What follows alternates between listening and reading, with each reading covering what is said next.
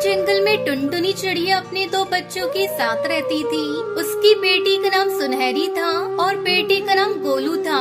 उनका घोंसला टूट गया था। तब उन्होंने आपस में सलाह किया नया घोंसला बनाने का। टुनटुनी अपने पति कालू कौवे से कहती है, सुनो जी, ये घास फूस से अक्सर हम अपना घोंसला बनाते हैं, लेकिन जल्दी टूट जाता है। अब अपने दोनों बच्चे भी बड़े हो रहे हैं, दोनों दिन भर घर में उछल कूद करते रहते हैं। मैं सोच रही हूँ जंगल से चिकनी मिट्टी लाकर उनसे एक सुंदर मजबूत घर बनाया जाए। बात तो तुम्हारी सही है भाग्यवान, लेकिन हमें अपने बच्चों को समझाना होगा कि वो बाहर ना जाएं, क्योंकि तुम्हें पता है यहाँ वो दुष्ट कड़कनाथ सेठ का राज चलता है। अगर हमारे बच्चों ने कोई भी गलती कर दी तो वो हमारे बच्चों को मार डालेगा। हाँ जी, मैं बच्चों को अच्छे से समझा दूंगी, वो कोई गलती नहीं करेंगे। चलो फिर आज से ही जंगल से चिकनी मिट्टी इकट्ठा करना शुरू कर देते हैं। ऐसा कहकर दोनों पति पत्नी जंगल जाने लगते हैं। तभी उनकी बेटी सुनहरी भी उनके साथ जाने की जिद करती है। बापू, मैं भी चलूंगी आपके साथ, मुझे भी अपने साथ ले चलो। बेटा जिद नहीं करते तो कहाँ जाएगी, हमें जाने दे। तो घर पर रहकर गोलू की देखभाल करना और उसे छोड़कर कहीं इधर उधर मत जाना। हम दोनों अभी आते हैं। टुनटुनी चिड़िया कालू कौवा मिट्टी लेने के लिए जंगल चले जाते हैं और सुनहरी चिड़िया घर पर अपने भाई के साथ खेलने लगती है। धीरे धीरे शाम हो जाती है और गोलू जोर जोर से रोने लगता है। सुनहरी दीदी, मुझे भूख लगी है, खाने को दे दो ना, मेरे पेट में दर्द हो रहा है। क्या करूं, माँ भी नहीं आई अभी तक और गोलू को भूख लगी है। गोलू तू रोना बंद कर और यहाँ बैठ, मैं तेरे लिए फल तोड़कर लाती हूँ। सुनहरी चिड़िया बहुत छोटी थी, वो अपने माँ बाप की कई बातों को भूल जाती है और फल तोड़ने के लिए हिमालय के जंगल चली जाती है। अरे आसपास तो एक भी फल के पेड़ नहीं है, मुझे थोड़ी दूर जाना पड़ेगा।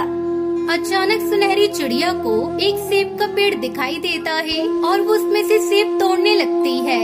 तभी कड़कनाथ सेठ देख लेता है और उस पर हमला कर देता है। सुनहरी चिड़िया वहीं गिरकर बेहोश हो जाती है। मेरे जंगल से फल तोड़ेगी और वो भी मेरी बिना इजाजत के। अभी तो केवल बेहोश किया है, आगे से ऐसा करेगी तो जान से मार डालूंगा। इतना कहकर कड़कनाथ सेठ वहाँ से चला जाता है। वहीं गोलू सुनहरी को ढूंढता हुआ उसी सेब के पेड़ के पास आ जाता है और कड़कनाथ सेठ की बातों को सुन लेता है और गोलू चिड़ा जल्दी से उड़कर टुनटुनी चिड़िया कालू कौवे के पास पहुँचता है।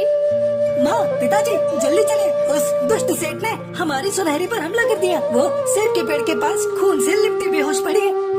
इतना सुनते ही टुनटुनी उसका पति भागकर उस पेड़ के पास आते हैं। जल्दी करो जी, हम सुनहरी को पास वाली डॉक्टर बुलबुल के पास लेकर चलते हैं। दोनों पति पत्नी सुनहरी को डॉक्टर बुलबुल के पास लेकर जाते हैं। इसकी हालत तो बहुत गंभीर है। आप सबको पता है ना, जंगल में बच्चों के लिए कितना खतरा होता है, फिर भी आप लोग अपने बच्चों को अकेला छोड़ देते हो। डॉक्टर बुलबुल, मेरी सुनहरी को बचा लीजिए, मैं आपके आगे हाथ जोड़ती हूँ। हम आगे से कभी अपने बच्चों को अकेला नहीं छोड़ेंगे। डॉक्टर बुलबुल के इलाज के बाद सुनहरी आंखें खोल लेती है।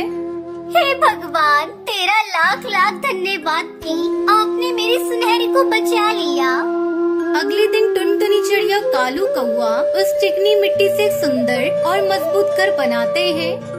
देखो टुनटुनी, अपना मिट्टी का मजबूत घर तैयार हो गया। हाँ, देख रही हूँ। अब हमारे बच्चों का कोई बाल भी बांका नहीं कर सकता। और ऐसे ही कई दिन गुजर जाते हैं। एक दिन जंगल में तेज बारिश और तूफान आता है। इस तूफान में जंगल के सेठ कड़कनाथ की हवेली टूट जाती है और जंगल के सभी पक्षी उस तेज तूफान में अपनी जान और मकान खो देते हैं, सिवाय टुनटुनी चिड़िया के। सेठ जी, इस तेज तूफान में सभी पक्षी बेघर हो गए, सिवाय टुनटुनी चिड़िया के। उसका घर क्यों नहीं टूटा? सेठ जी, टुनटुनी और कालू ने चिकनी मिट्टी से अपना घर बनाया था। अच्छा, तो ये बात है, चलो अभी उसके घर। सेठ कड़कनाथ अपने आदमियों के साथ टुनटुनी के घर पर कब्जा करने के इरादे से निकल पड़ता है, लेकिन वो ये भूल गया था कि जंगल में तूफान अभी थमा नहीं है। सेठ जैसे ही टुनटुनी की मिट्टी के घर के पास पहुंचता है, तभी तभी तेज तूफान वहाँ आता है और सेठ और उसके आदमियों को अपने साथ उड़ा ले जाता है। टुनटुनी और कालू ये सब अपनी आंखों से देख रहे थे।